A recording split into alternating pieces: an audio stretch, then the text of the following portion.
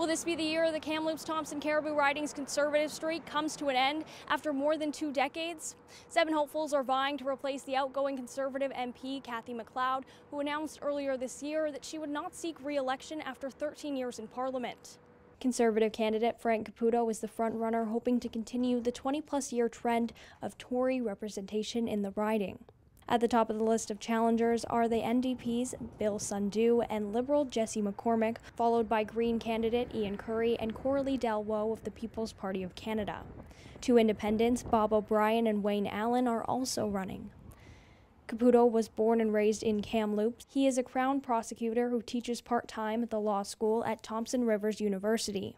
Caputo touts Conservative leader Erin O'Toole's plan to balance the budget in 10 years and said the Conservatives will create more supply for Canada's housing market.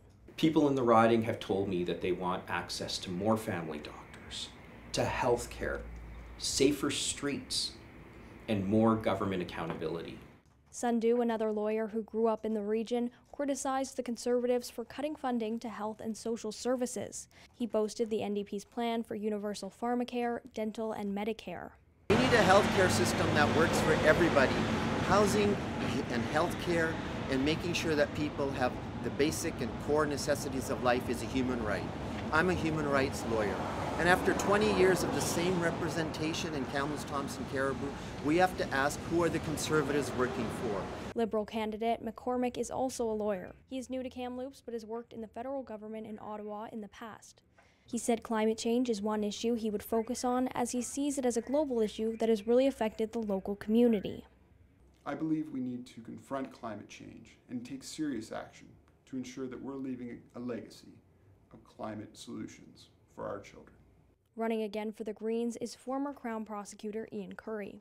Born and raised in the tournament capital, he put his name forward in the 2019 federal election.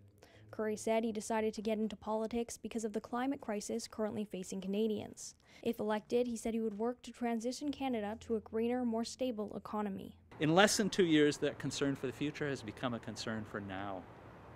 I'm back to tell you that we do not have to accept that we are stuck with just more of the same.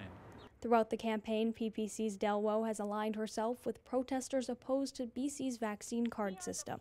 She spoke to a large crowd as part of a controversial September 1st protest outside the Royal Inland Hospital and led rallies over the weekend outside CFJC's studio and then at Riverside Park. Independents Bob O'Brien and Wayne Allen ran on very different platforms, but both touted the potential benefits of having an MP not tied down to a party's policies. Kamloops has had Conservative representation federally since 2000, when Benny Hinton was elected under the short-lived Canadian Alliance banner. Prior to that, NDP Nelson Rees served as the region's MP for 12 years. For Castnet Kamloops, I'm Sydney Chisholm.